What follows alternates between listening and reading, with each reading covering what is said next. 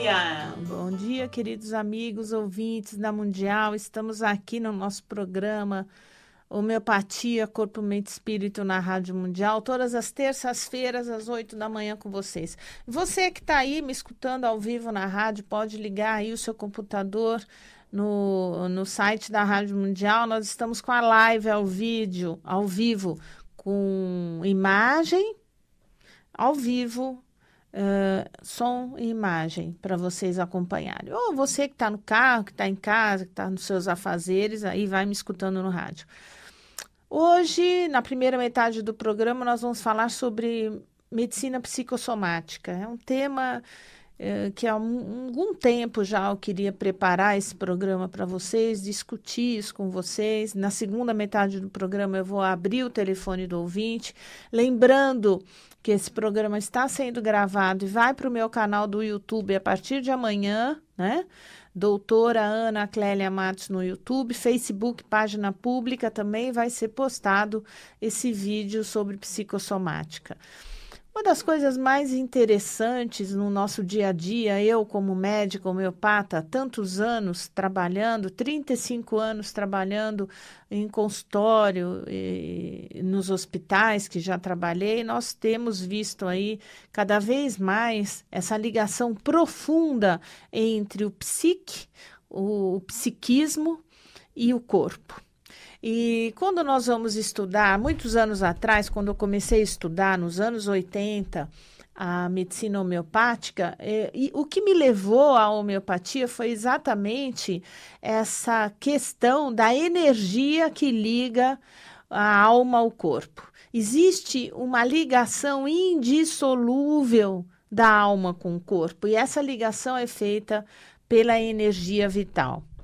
Então, me lembro que quando eu era jovem, recém-formada, e nos primeiros anos de residência, eu não conseguia entender por que aquelas crianças, na época eu fazia residência de pediatria, toda hora voltavam doentes. E foi depois de 5 anos de formada que, inconformada com aquela questão de só dar remédio, mandar voltar para casa, interna, cuida, volta para casa. E o que é curar alguém? Será que eu realmente estava curando alguém? E será que hoje eu curo alguém ou é você que se cura, né? Então, nessa busca, nessa inquietação que ainda hoje eu tenho a respeito do que é curar, o que é a cura, eu fui procurar a homeopatia no sentido de entender o que é a energia e de como ela circulava e de como as coisas aconteciam. Então, na medicina psicossomática, que hoje é uma pós-graduação, um curso que se faz de 2 anos, né, de psicossomática, onde se estuda profundamente essa ligação do corpo com o espírito, os sintomas físicos que vêm da questão do psiquismo, do emocional. Então, é indivisível, não tem como nós estudarmos as doenças, o indivíduo doente, se nós não correlacionarmos com o mental, o psicológico. Hoje existe um eixo chamado neuropsicoimunoendócrino. Então, o neurológico, o psiquismo, o imunológico e o endocrinológico, né? Toda a secreção dos hormônios do corpo está totalmente relacionado ao psiquismo. Então, a doença física, nessa maneira de entender as coisas, é um sofrimento da alma. Ninguém adoece se não tiver um sofrimento psíquico associado, mesmo e muito frequentemente inconscientemente. A maneira que nós agimos, a maneira como nós sentimos e a maneira como nós pensamos é o que vai determinar a nossa existência. O eixo existencial está completamente relacionado à maneira de pensar, de sentir e de agir. E aí vem o resultado das questões que estão colocadas aí na sua vida, dos seus problemas. A mente, a consciência de si mesmo, a consciência da própria vida, das próprias atitudes, é o que vai modular a qualidade do seu corpo, é o que vai te dar saúde ou não vai te dar saúde. Então, não existe maneira de trabalhar o indivíduo se não for olhando pelo aspecto psíquico, físico, mental e espiritual. É um corpo de energia, é um ser holístico. Não tem como tratar uma doença só dando remédio. Só o medicamento vai lá, cura a doença. Não é assim. Existe uma interação do psiquismo com o sintoma físico e é indissolúvel. Enquanto nós não entendermos que a medicina tem que evoluir e tem que aceitar, e a medicina já está nessa evolução há muito tempo, né? Desde a época de Hipócrates, né? O pai da medicina, ele já fazia essa associação da mente com o corpo. Então, esse indivíduo que tem um equilíbrio, que busca esse equilíbrio do psiquismo, do físico, do mental e do espiritual, ele vai ter uma qualidade energética para quê? Para ter uma evolução da sua alma como um todo. Então, um sintoma emocional, um sintoma de sofrimento emocional, seja ele qual for, vai repercutir em 6 áreas da sua vida. Em primeiro lugar, na bioquímica do seu corpo. Então, na secreção dos seus hormônios, no metabolismo basal, no seu metabolismo diário, na produção de todas as substâncias, como as enzimas do seu corpo e todos os elementos químicos do seu corpo. O segundo setor que vai interferir, o seu emocional vai interferir, na dimensão da sua família, nas relações com a sua família. Se você não está bem, você vai criar problemas com a sua família. Vai ser difícil essa convivência. O terceiro setor é o setor profissional. Se você não está bem, vocês sabem que vai atingir a sua área profissional. Vai também atingir a dimensão social, suas amizades, seus relacionamentos dentro e fora do trabalho. Vai interferir, com certeza, no seu relacionamento afetivo, no seu companheiro, na sua companheira. E, no sexto plano, vai interferir na sua questão espiritual. Então, desorganização emocional vai desorganizar a parte espiritual também. Reequilibrar essas 6 áreas vai levar ao seu propósito de vida e ao caminho da sua cura. Ah, mas isso não é fácil, doutora. Não é fácil.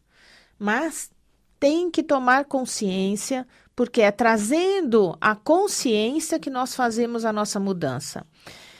E nós temos que entender que nós não temos que ser não temos que ser perfeitos. Nós podemos ter integridade. Na minha opinião, saúde tem a ver com integridade desses corpos de energia, aonde você se sente bem, em paz, com menos fantasmas dentro de você, menos dores no seu corpo físico, mas não quer dizer que você tem que ser perfeito. A perfeição não existe. Então, o que é a cura? A cura é um sinônimo da integridade desses corpos, mas não de ser perfeito. Não somos capazes dessa perfeição. A nossa vida é instável.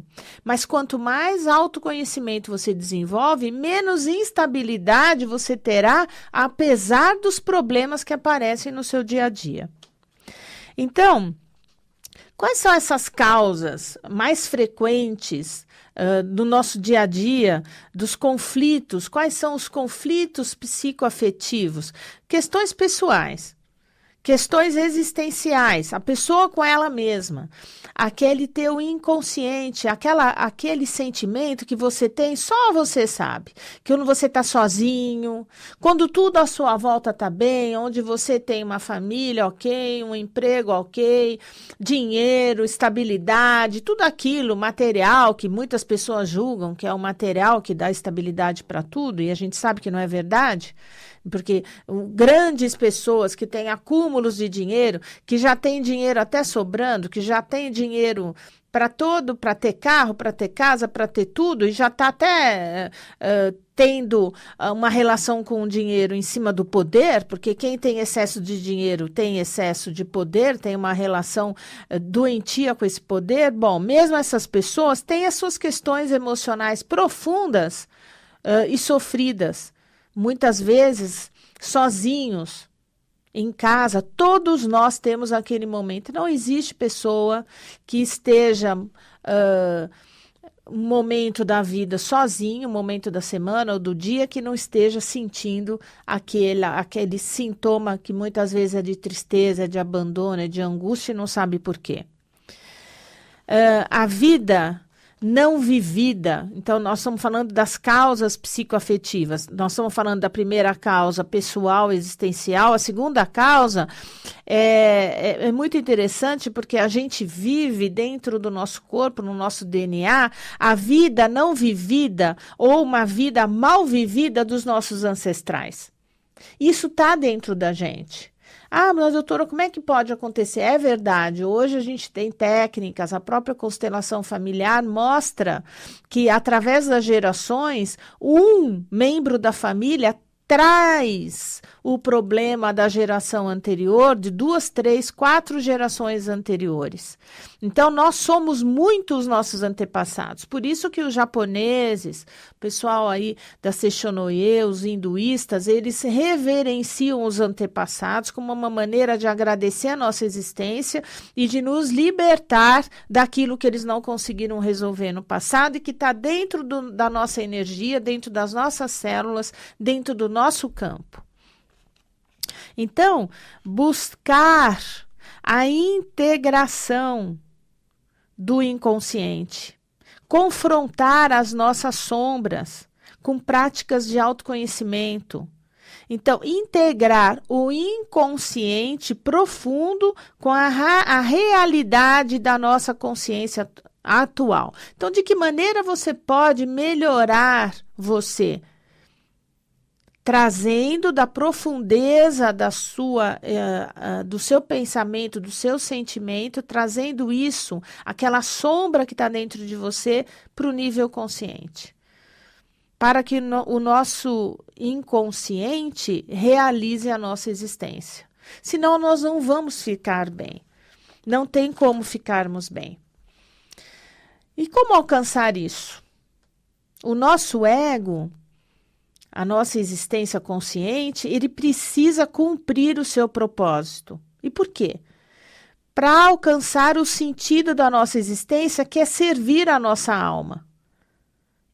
Então, o nosso ego precisa cumprir um propósito aqui. Para isso que a gente está aqui. Para alcançar o sentido da nossa existência, que é servir a nossa alma, para poder deixar um legado da nossa existência para a posteridade. Porque de que adianta você vir se você não trouxe nenhum legado, se você não se equilibrou e não deixou ninguém, nem que seja uma pessoa lembrar de alguma coisa boa que você tenha trazido para a humanidade. Você não precisa fazer sucesso para a comunidade toda, você só precisa ser importante para aqueles que estão perto de você, para aqueles que te rodeiam. Se você veio com a alma, com uma missão de milhares de pessoas, é um líder político, um líder, um escritor, alguém que deixou algum legado, ótimo, mas não precisa ser tão grande. Pode ser no âmbito ali das pessoas que estão muito próximas. Então, esse processo de descobrir o sentido da tua existência, de servir a tua alma para poder deixar algum legado para a posteridade, esse é o processo de individuação seu. De você saber da onde você veio, por que você está aqui, o que você vai deixar, por que você veio. O que você vai deixar aqui? Isso é o que o psicólogo, o Jung, falava, que é o processo de individuação. E é isso que vai te dar paz. Uma criança que nasce doente, ou uma criança que nos 2 primeiros anos de vida desenvolve doenças graves, carrega a sombra da família transgeracional, provavelmente das últimas 4 gerações, de mais de 30 ancestrais. Então, nós trazemos, então a gente fala, mas a criança sofre porque a criança é um espírito também, e que traz a carga das gerações anteriores, de pais, de avós, bisavós e de tataravós e de quem mais for. Então, não basta você criar e amar o seu filho, você tem que se amar. Qual é o melhor pai, a melhor mãe? Aquele que se conhece bem. Então, não basta você criar o seu filho na melhor escola, agarrar, beijar o seu filho, ótimo, ele tem que se sentir amado, mas você tem que se amar primeiro. Você tem que se autoconhecer primeiro, para você não transferir para o seu filho a carga que você vem trazendo até de gerações anteriores. Isso é prevenção de doença física, de doença emocional. E uma coisa curiosa, as crianças adotadas, elas sobrepõem a carga transgeracional dos pais biológicos e dos pais adotivos. Dos pais biológicos e dos pais adotivos. Até cuidadores, crianças que ficam a maior parte do tempo com os cuidadores e não com o pai e a mãe, são crianças que podem também carregar a carga transgeracional da família dos cuidadores. Porque a criança pega os costumes do cuidador. Então, presta atenção, você que está preocupado em dar para o seu filho as coisas materiais, que você acha que o melhor, o mais importante é aquele colégio super caro, talvez não seja isso o mais importante. Talvez seja mais importante você ficar mais com o seu filho e dando uma escola mais modesta e dando mais a sua presença. Então, os sintomas, eu entendo que sejam feridas secretas, que aparecem e que vêm. Por que é secreto? Porque vem das questões do nosso inconsciente, as questões secretas que a gente não tem muita consciência, não tem entendimento. Então, quando a gente vai analisar uma pessoa, a gente não vai analisar, vai analisar um conjunto de fatores, o órgão que está doente, o sistema, se é digestório, se é respiratório que está doente, a função daquele órgão doente e o tecido doente. Tudo isso vai dar um diagnóstico, vai levar a consciência desse ego ferido. Que tipo de trauma levou aquele tipo de sintoma e que vai levar aquele tipo de diagnóstico de doença física? Temos que ir atrás disso. Então, um profissional da área de saúde, seja um médico, um psicólogo, um fisioterapeuta, um dentista, pessoas que estão ligadas diretamente, um terapeuta corporal, ele tem que conhecer primeiro o seu ego ferido, para depois ajudar o paciente a despertar o curador interno, porque não é o médico que cura, é a pessoa que cura. E hoje nós temos que mudar essa mentalidade, eu já falei aqui no rádio algumas vezes, nós temos que mudar essa mentalidade de que jogar em cima do médico, em cima do terapeuta, a responsabilidade da sua cura. Quem se cura é você. O terapeuta tem que ser um instrumento que vai levar você a se autoconhecer e se autocurar. Então, os processos físicos, eles vêm exatamente dos processos psíquicos. 60% a 90% das pessoas que procuram médico têm doenças devido ao estresse físico, psíquico, mental, né? A questão do emocional é que rege a maior parte das doenças. Mesmo uma pessoa que tem uma doença viral, ela teve porque ela desequilibrou o emocional, abaixou a imunidade e o vírus se manifestou, a bactéria, ou seja, o que for. O descontentamento, a tristeza, são emoções de depressão que estorvam, por exemplo, o aparelho digestório, a digestão, interfere na nutrição. Pessoas extremamente deprimidas podem ser muito malnutridas, porque diminui a absorção do alimento. Eu não quero mais viver, então mesmo que eu coma, eu não absorvo, né? Existe um médico em Fortaleza, o doutor Adalberto Barreto, ele tem uma ONG importante e ele fala uma coisa que eu gravei muito, que é: se a boca fala, os nossos órgãos saram. Se a boca cala, os órgãos falam. Então, vou repetir. Se a boca fala, os órgãos saram. Então, você precisa falar, botar para fora. Falar com alguém, falar não só com um psicólogo, que seria ideal, um profissional qualificado para te escutar, mas também para um amigo, para o marido, para uma amiga, para qualquer pessoa. E se a boca cala, a emoção fica presa, os órgãos vão falar através das dores, através das doenças. A dificuldade, por exemplo, de pessoas para chorar pode levar às lesões de pele e aos expurgos. Como eu estava falando do Hipócrates, né, o pai da medicina, ele dizia, olha lá, 400 anos antes de Cristo na Grécia, mais importante do que saber que doença tem essa pessoa, é saber que pessoa tem essa doença.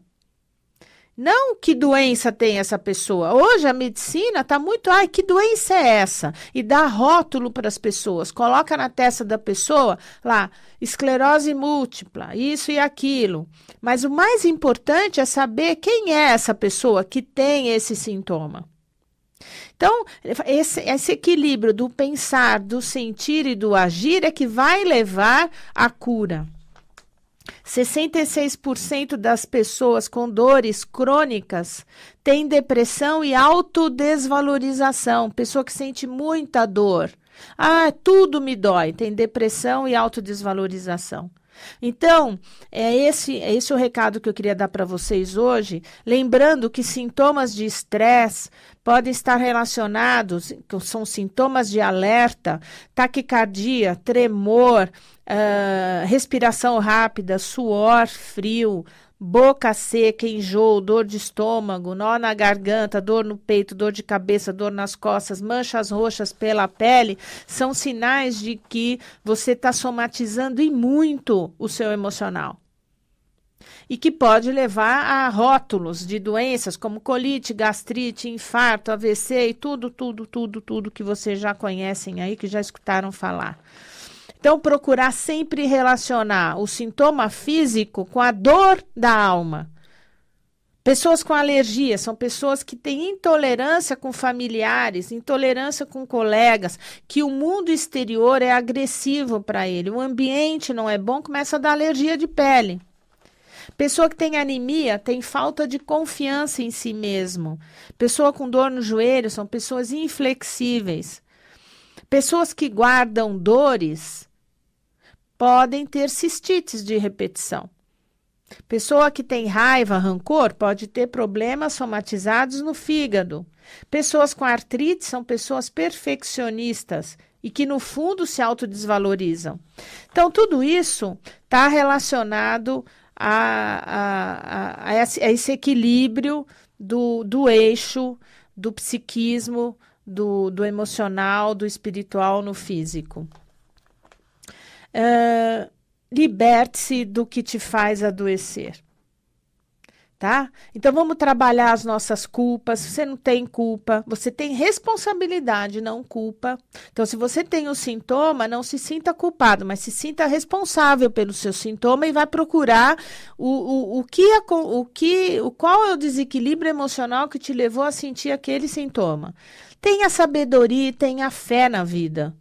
Tudo se resolve, desde que você tenha responsabilidade, tenha sabedoria de buscar os seus caminhos e fé. Tenha humildade de olhar e reconhecer e mudar. Busque psicoterapia, busque fazer terapia, busque um psicólogo, uma psicóloga, busque fazer um tratamento de homeopatia que trata a alma junto, ok? Então, esse era o recado que eu tinha para dar para vocês hoje sobre a psicossomática. Quero agradecer a todos vocês o programa. Eu sou a doutora Ana Clélia Matos. O nosso programa hoje foi sobre psicossomática e foi um prazer conversar com vocês. Até lá!